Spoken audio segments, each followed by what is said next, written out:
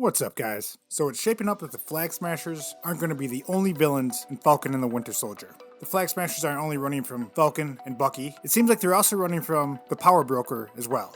Now, we haven't seen who the Power Broker is in person yet, but in comics, the Power Broker does tie into the storyline of when John Walker becomes Captain America.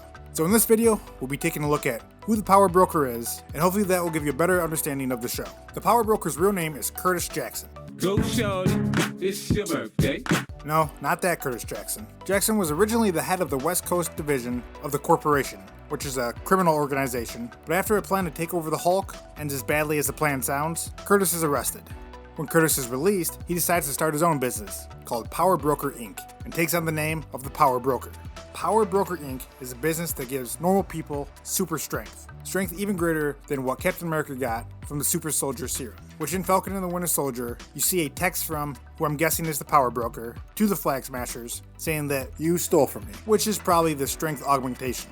In the comics, Jackson hires scientist Dr. Carl Malice to perform the augmentations. Now, Malice is a character obsessed with superpowers. He's responsible for the creation of the villain Armadillo, for a short time as the host of the Carnage symbiote, and how could I not mention the time that he assisted in turning Sam Wilson into Cap Wolf. That's one storyline that I'm really hoping the MCU adopts. So Power Broker Inc. operates by recruiting a bunch of bros who work out at the gym, convince them to undergo strength augmentation, then they would place these new super strength men into jobs for criminals. They would also get them addicted to a drug they claim to stabilize their powers, and without the drug they would just die, which is untrue. It was just a way to keep them coming back and continuing to pay Power Broker Inc. So in the comics, John Walker and Lamar Hoskins, after leaving the military, sign up with Power Broker Inc. for strength augmentations. Walker then takes on the mantle of the Super Patriot.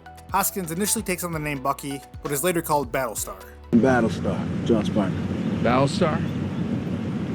Stop the car! Which is the appropriate response to anyone who calls himself Battlestar. Super Patriot wants to be the new Captain America, and begins a campaign to disgrace Steve Rogers, which leads the two into fighting, and Walker actually wins his first fight against Rogers.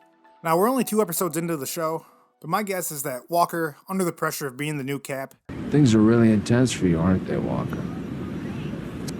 eventually takes the strength serum himself, and that's going to make him mentally unstable, but we'll see as the show goes on.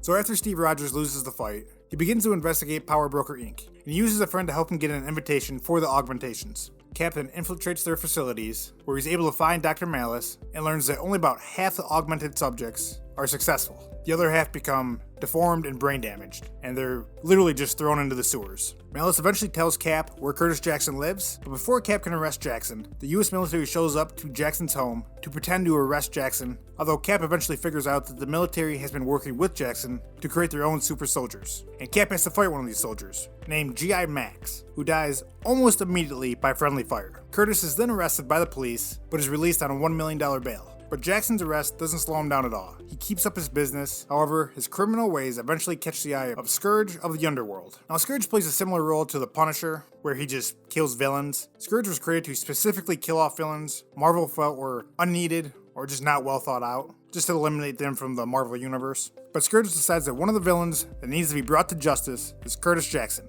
So he goes on the property of Jackson's home, he guns down all of his security, cuts the lights, which then alerts Jackson, calls for backup, and the person that comes to save Jackson is the US agent John Walker. Jackson, who has now escaped down his elevator bed, yes, I said an elevator bed, goes into hiding in his private lab.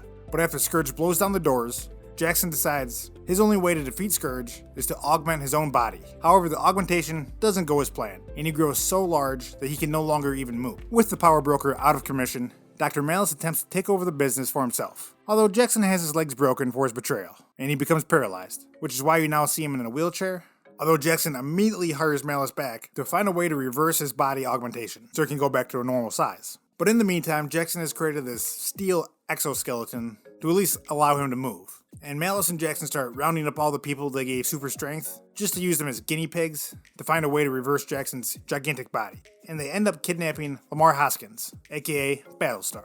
And he's the first successful person that they can reverse the procedure without him becoming completely deformed, leaving Battlestar with no super strength. Although before they can reverse Jackson, John Walker breaks in and saves the day, forces Malice to give Battlestar his super strength back, then destroys the machine, denying Jackson the ability to become normal sized again. And after this, Jackson isn't seen in comics for at least a decade, but he returns as the main villain in a US agent run where without any explanation, he's lost all of his extra muscles. And the story was that Jackson was trying to take over the world using some kind of parasite. It wasn't a very good story, so I'm not going to really get into it. But he's stopped by US Agent and Captain America.